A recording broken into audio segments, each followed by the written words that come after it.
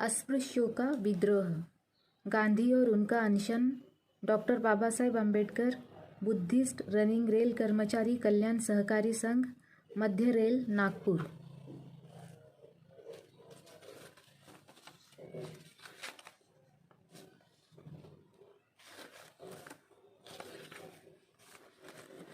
सभ्यता या घोर असभ्यता, भारत की जनता के विषय में एक और दृष्टिकोण, उसके द्वारा दलित वर्ग का निरूपण, आदिम जनजातियाँ, जरामय पेशा जातियाँ और अस्पृश्य वर्ग, इन वर्गों की स्थिति पर हिंदू सभ्यता का प्रभाव और इन वर्गों की विभिन्न समस्याएं।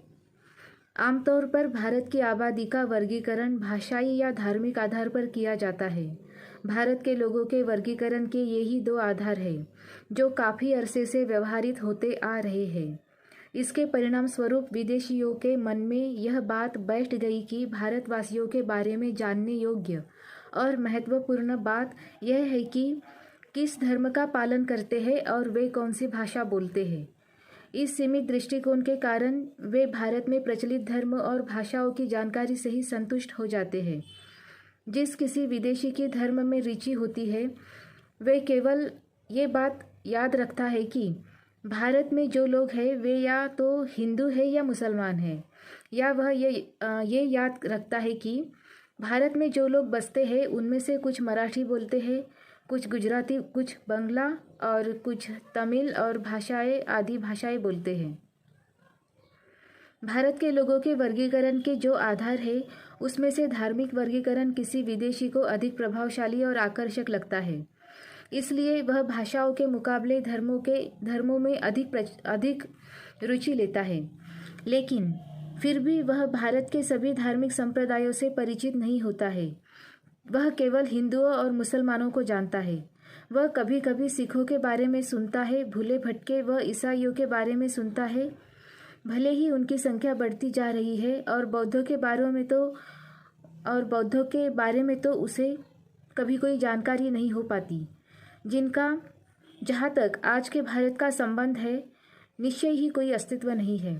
विदेशियों के मन में ये धारणा बैठ गई है कि भारत में केवल हिंदू और मुसलमान हैं और अन्य के बारे में सिर खपाने की कोई ज़रूरत नहीं। इस प्रकार का धारणा का होना अत्यंत स्वाभाविक है। सारे देश में हिंदू मुस्लिम दंगों की चर्चा है। ये स्थिति कितनी गंभीर है उसका अनुमान तो इस बात से लगाया जा सकता है कि हाल के वर्षों में कितने अधिक हिंदू मुस्लिम दंगे हुए और उनमें कितने अधिक लोग हताहत हुए। लेकिन ये संघर्ष अपनी अपनी हुकूमत के लिए संघर्ष है। ऐसे भी हिंदू हैं जो भारत में हिंदू राज स्थापित करने के लिए संघर्ष कर रहे हैं, जिसमें मुसलमानों की हैसियत केवल अधीनस्थों की होगी। ऐसे मुसलमान भी हैं जो सब जगह इस्लाम धर्म के होने का सपना देख रहे हैं। वे भारत को एक मुस्लिम साम्राज्य का अंग बनाना चाहते हैं, जिसमें हिंदुओं के लिए एक ही विकल्प होगा कि वे या तो कुरान को स्वीकार कर ले या फिर मौत को। इन दो कट्टर विचारधारा वाले लोगों के बीच में ऐसे नरम लोग हैं जो ऐसा राज्य चाहते हैं जिसमें हिंदू और मुसलमान दोनों बराबर के साझेदार की भांति रह सकते हैं। ये तो केवल समय ही बता सकता है कि कौन सफल होगा, कट्टरपंथी या उदारपंथी। फिलहाल अखबारों की सुर्खियां दोनों तरफ से किए जाने वाले खून खराबों से भरी रहती है। लेकिन इन सब के बावजूद मैं ये सोचता हूँ कि ऐसे अनेक लोग हैं जिन्हें हिंदुओं और मुसलमानों के इस संघर्ष में अधिक दिलचस्पी नहीं है।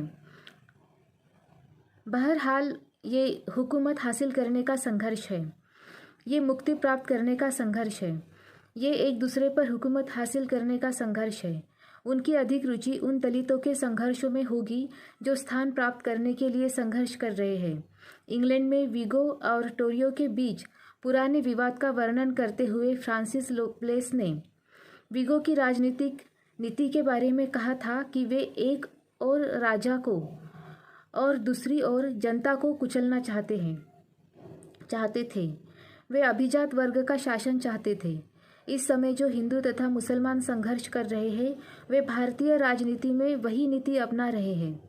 वे अपने अपने वर्ग को शासक वर्ग के रूप में स्थापित करना चाहते हैं। जनता चाहे मुसलमान हो या हिंदू, उसका इस्तेमाल तो वर्ग विशेष की स्थापना के लिए केवल हथियार के रूप में किया जाता है। वर्तमान संघर्ष तो वर्गों का संघर्ष है, न कि जनता का। जिन लोगों की जन आंदोलनों में रुचि है, उन्हें भारत के लोगों के प्रति एक दूसरा दृष्टिकोण अपनाना होगा। उन्हें केवल धार्मिक दृष्टिकोण अपनाना छोड़ देना चाहिए। उन्हें भारत के लोगों के प्रति सामाजिक एवं आर्थिक दृष्टिकोण भी अपनाना होगा। इसका ये अर्थ नहीं कि हमें ये जानने का प्रयास नहीं करना चाहिए कि धर्म ने भारत के लोगों के आर्थिक और सामाजिक जीवन को किस प्रकार प्रभावित किया है। यदि धर्म को ध्यान में न रखा जाए तो वास्तव में भारत के लोगों का कोई भी अध्ययन, चाहे वे हिंदू हो या मुसलमान, उनके जीवन का पर्याप्त चित्रण नहीं कर सकता। इसका कारण है, भारत में धर्म उसी प्रकार सर्वोपरि है जिस प्रकार यूरोप में मध्य युग में रोमन कैथोलिक चर्च था। ब्राइस ने लोगों के जीवन पर चर्च के प्रभुत्व का जिन वर्ग शब्दों में वर्णन किया है, वह यहाँ उल्लेखनीय है। चर्च का जीवन, चर्च के लिए जीवन, चर्च के माध्यम से जीवन, वह जीवन जिसे चर्च प्रातःकालीन सामूहिक प्रार्थना सभा में आशीर्वाद और संध्याकालीन प्रार्थना सभा में शांति प्रदान करता है।